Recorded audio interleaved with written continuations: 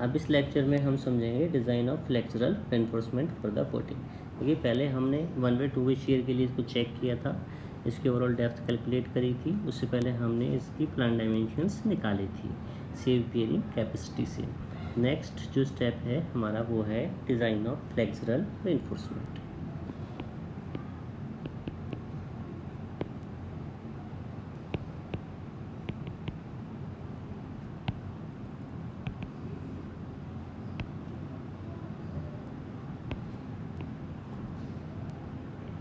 देखिए जो flexural reinforcement के लिए जो क्रिटिकल सेक्शन होता है वो मैं अलग से एक बार आपको डायग्राम बना के बता देता हूँ। ये आपकी फुटिंग है, ये आपका कॉलम है। तो सेक्शन फॉर मोमेंट मतलब क्रिटिकल सेक्शन फॉर मोमेंट होता है कॉलम के फेस पर। This is your critical section for moment.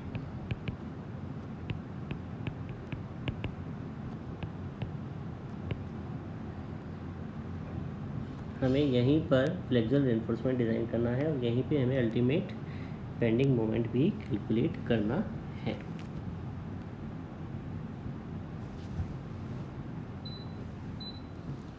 तो चलिए हम factored moment at column face निकालते हैं। Factored moment at column face.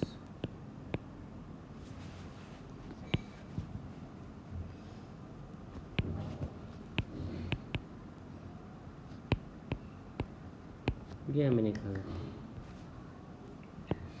MU हमें कैलकुलेट करना है। नीचे जो सॉइल जो प्रेशर लगा रही है 0.383 न्यूटन पर mm स्क्वायर हम ऑलरेडी निकाल चुके हैं, इंटू 3000 इंटू 1275 स्क्वायर बाई 2। ऐसा क्यों किया? क्योंकि हमें यहाँ पर क्या निकालना है, बेंडिंग मोमेंट, और इस एरिया का हमें बेंडिंग मोमेंट निकालना है। तो ये कैंटिलीवर की तरह ट्रीट करेगी, ठीक है। और इस पर जो लोड लग रहा है वो हो जाएगा 0.383 इंटू 3000, ठीक है ना। ये लोड हो जाएगा न्यूटन पर mm, और इनटू, और ये वाली लेंथ कितनी है आपकी, ऑलरेडी हम कैलकुलेट कर चुके हैं 1275 mm, ये हम निकाल चुके हैं। तो इससे हमने mu निकाल दिया। mu से हम जो हमारा AST का फॉर्मूला होता है, AST equal to FCK upon 2F/1 minus root of 1 minus 4.598 MU upon FCK BD square into V into D. तो इस टाइप से हम AST कैलकुलेट कर लेंगे इसके अंदर। तो जो आपका AST आएगा, AST रिक्वायर्ड जो आएगा हम कर लेंगे इससे कैलकुलेट। और AST मिनिमम हम जानते हैं स्लैब में कितना होता है, 0.12% ऑफ ग्रॉस एरिया, ठीक है।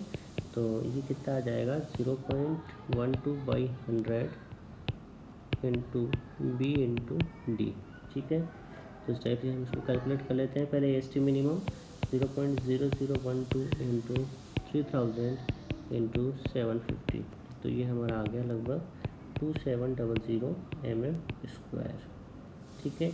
तो एक बार हम PT मिनिमम कैलकुलेट कर लेते हैं, क्योंकि देखिए 1 वे शेयर जो हमारा था उसमें हमने कुछ PT की वैल्यू मानी थी। PT की ये वाली वैल्यू 0.25 हमने मानी थी टाउ-C निकालने के लिए। तो अब हम बाउंडेड है कि हम PT की वैल्यू 0.25 तो हमें लेनी पड़ेगी। तो एक बार हम PT मिनिमम कैलकुलेट करके देख लेते हैं।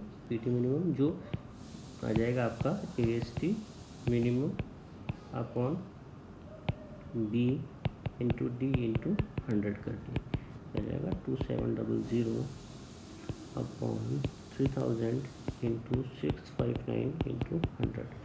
तो ये आ गया है आपका 0.137, जो कि हमने ऑलरेडी जो हमने PT माना था उससे कम है ना। PT हमने 0.25 माना हुआ है, और जो PT रिक्वायर्ड है वो भी एक बार हम कैलकुलेट कर लेते हैं इस वाले फार्मूले से।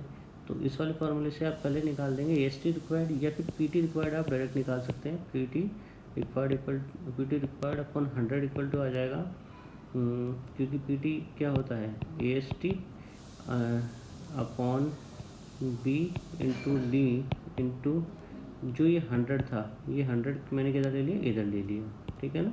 तो AST upon B into D, तो AST का जो फॉर्मूला है वो आप रख लीजिए और B इंटू D का उसमें बाहर लगा दीजिए।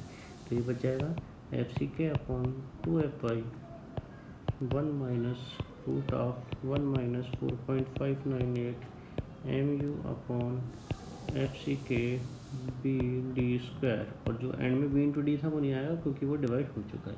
तो यहाँ से जो आपका PT रिक्वायर्ड जो आपका आता है वो आता है PT रिक्वायर्ड जो आएगा आपका वो आएगा 0.207।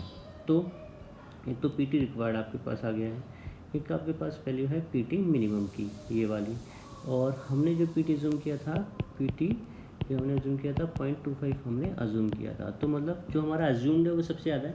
मान लीजिए यदि PT रिक्वायर्ड 0.35 आ जाता तो हम 0.35 देना पड़ता। मतलब जो आपकी टाउसी की वैल्यू है वो PT पर डिपेंड करती है। जितना आपका PT percentage tension reinforcement extra होगा आपका टाउसी की वैल्यू भी उतनी ही ज़्यादा होगी। तो PT 0.25 तो हमें लेना ही, क्योंकि टाउसी की जो वैल्यू हम ऑलरेडी मान चुके हैं तो वो तो ऑलरेडी कैलकुलेशन में है, इसी टाउसी के बिहाफ पर हमने इफेक्टिव डेप्थ निकाली हुई है, ओवरऑल डेप्थ निकाली हुई है। तो हमें या तो 0.36 टाउसी चाहिए, तो 0.36 टाउसी के लिए PT कितना होना चाहिए, 0.25 होना चाहिए कम से कम, या इससे ज़्यादा चाहिए। तो कैलकुलेटेड हमारी वैल्यू आ रही है 0.25 से कम, और मिनिमम भी हमने एक बार चेक कर लिया है, तो हम कम से कम 0.25 तो देंगे। यदि कैलकुलेटेड ज़्यादा आती, मान लीजिए 0.25 आती, तो हम 0.35 ही देते, हम 0.25 ना देके 0.35 देते। ठीक है, तो AST रिक्वायर्ड आप यहाँ से निकाल सकते हैं। AST रिक्वायर्ड आपका आ जाएगा, इस वाले फॉर्मूले से ही आप निकाल सकते हैं। AST रिक्वायर्ड आपका आ जाएगा 0.25 PT into B into D 3000 into 659 upon 100। ठीक है, तो इस टाइप से आपका जो AST रिक्वायर्ड आ गया 4943 mm स्क्वायर आपका AST रिक्वायर्ड आ गया। ठीक है, तो यूजिंग 16 mm बार्स, तो नंबर ऑफ़ बार्स आप निकाल सकते हैं। नंबर ऑफ़ बार्स आपको कितनी चाहिए होगी, तो ये आ जाएगी 4943 अपॉन 5/4 इंटू 16 स्क्वायर, ये आपकी आ गई लगभग 25 बार्स। ठीक है ना, तो नंबर ऑफ़ बार्स आपके यदि 16 mm की रहेंगे तो आपको 25 चाहिए होगी। आप इसमें स्पेसिंग चेक कर सकते हैं कि टोटल जो आपकी जो बार्स लगेगी वो ऐसे लगेगी, तो टोटल डिस्टेंस है आपके पास 3000 है ना, तो 25 बार लगेंगे। तो एक बार आप स्पेसिंग चेक कर लीजिएगा इसको, तो मैं बता देता हूँ करस्पॉन्डिंग स्पेसिंग कितनी आएगी, या फिर एक बार आपको डायग्राम बना कर ही बता देता हूँ। देखिए 25 बार आएगी, ऐसे भी और ऐसे भी। ठीक है, ऐसे भी 25 बार्स आएगी, और ऐसे भी कितनी बार्स आएगी, 25 बार्स आएगी। ये बोथ वे है, number of bars both way है। ठीक है ना, तो 16 mm की 25 बार आ रही। अब चूंकि स्पेस कितना है हमारे पास 3000 mm, तो क्या हमारे पास इतनी जगह है कि ये 16 mm की 25 बार आ भी जाएगी, तो उसको एक बार हम चेक कर लेते हैं। तो देखिए इसको आप एक सिंपल से एग्जांपल से देखिए, मान लीजिए 3 बार है, 1 2 3, जब 3 बार होती है तो स्पेस कितने क्रिएट होते हैं, 2, है ना। इन 3 बार के बीच कितना खाली स्पेस है, 2। तो जब 25 बार होगी तो स्पेस कितना होगा, आपका स्पेस होगा आपका एक कम, मतलब 24। तो करस्पॉन्डिंग स्पेसिंग यदि हम ये वाली स्पेसिंग निकालना चाहें कि स्पेसिंग कितनी आएगी, तो वो हम कैसे निकालेंगे। तो स्पेसिंग आ जाएगी आपकी 3000 में से, एक तो दोनों तरफ का जो कवर है, ये साइड कवर भी हमने कितना कितना माना है, 75 mm। ठीक है, तो -2 इंटू 75 दोनों तो कवर गया। ठीक है ना, और माइनस का एक बार डाया upon total number of spacings, तो टोटल नंबर ऑफ स्पेसिंग कितनी होगी, एक कम होगी जितनी भी बार है, ये निकल के आ रही है 118 mm। इसको मैं एक बार और अच्छे से समझाता हूँ। इसको देखिए, मान लीजिए कि 3 बार है, ये पहली बार,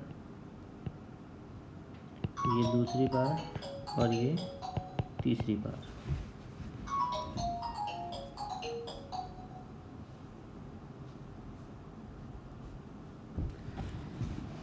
तो अब देखिए ये कवर है 75 दोनों तरफ।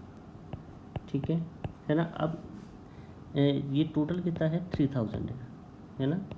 ठीक है, तो अब देखिए जब आपको तो स्पेसिंग कैलकुलेट करनी है सेंटर टू सेंटर, मतलब इसके सेंटर से इसके सेंटर तक, ये वाली है ना, और ऐसे ही एंड वाली बार के सेंटर से उसके नेक्स्ट जो भी बार होगी उसके सेंटर तक ही।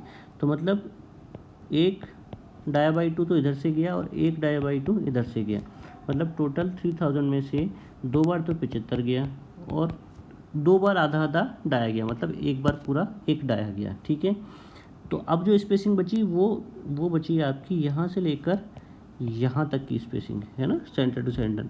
अब ये स्पेसिंग कितनी है, देखिए टोटल स्पेसिंग ये कितनी है, 1 2, और बारिश कितनी थी अपनी 3, और स्पेसिंग कितनी आ रही है 2। अब यदि ऐसी बार यदि 25 होगी तो स्पेसिंग कितनी क्रिएट होगी 24। तो ऐसे आप स्पेसिंग करके इसको कैलकुलेट कर सकते हैं। तो 118 mm ठीक है, कोई दिक्कत नहीं है, इजीली आपका कॉम्पैक्शन भी हो जाएगा। ठीक है, तो इस टाइप से आप कर सकते हैं। इसमें एक डेवलपमेंट लेंथ का और क्राइटेरिया होता है, वो और हम समझेंगे, तो वो इतना कोई खास इशू नहीं है, उसको आप भविष्य में भी जब आप बीटेक वगैरह करें और अच्छे से समझ सकते हैं। ठीक है, तो transfer of force at column base हम नेक्स्ट हमारा जो लेक्चर होगा उसमें हम देखेंगे। थोड़ा सा मैं आपको डेवलपमेंट लेंथ भी इसके अंदर समझा देता हूँ। रिक्वायर्ड डेवलपमेंट लेंथ कितनी होनी चाहिए, required development length. Development length का फॉर्मूला होता है 5 × 0.87 F/, हम यील्डेड स्टील मानते हैं 4 टाउ BD। टाउ BD क्या होती है, डिज़ाइन बॉन्ड स्ट्रेंथ होती है। तो फाई आपकी कितना है, आपका फाई हो जाएगा 16 × 0.87, 415 ग्रेड का स्टील लिया है, 4 × टाउ BD। तो टाउ BD देखने के लिए आप कोड से देख सकते हैं, M20 कंक्रीट और Fe 415 स्टील के लिए टाउ BD की वैल्यू आ जाएगी 1.6। ये टेंशन में होती है और HYSD बार्स के लिए इसको इंक्रीज़ किया जाता है 60%, ये आप देख लीजिएगा। ठीक है, तो आपको समझ में आ जाएगा। ठीक है, तो ये LD जो हम कैलकुलेट करेंगे ये आ गई लगभग आपकी 752 mm। तो अब देखिए, मतलब डेवलपमेंट लेंथ आपको कितनी चाहिए 752 mm, मतलब जो बॉन्ड के लिए, मतलब बॉन्ड में आपका फेलियर ना हो उसके लिए। तो इतनी तो हमारे पास डेवलपमेंट लेंथ है ना। लेंथ अवेलेबल देखिए 1275 - 75। देखिए मैं आपको समझाता हूँ, ये वाला जो डायग्राम था हमारा, इससे मैं आपको बताता हूँ। देखिए ये टोटल है आपके पास 1275 है ना, 1275। तो जो बार है उसको, उसकी एम्बेडमेंट लेंथ कम से कम इतनी होनी चाहिए, कितनी 752 जो हमने कैलकुलेट किया, और जगह कितनी है 1275। तो कोई दिक्कत नहीं होगी, है ना। तो चाहिए हमको 752 mm एम्बेडमेंट लेंथ, और है कितनी 1275 mm या 1200 mm आप इसको बोल सकते हैं। यदि आप कवर तक उसको ना ले जाए तो 1200 mm है, 1275 में से भी 75 कम हो जाएगा क्योंकि जो कवर है तो 1200 mm है। तो जो हमारे पास अवेलेबल है वो है लेंथ अवेलेबल है 1275 - 75, ये कितना हो गया आपको 1200 mm greater than 752 mm, hence okay.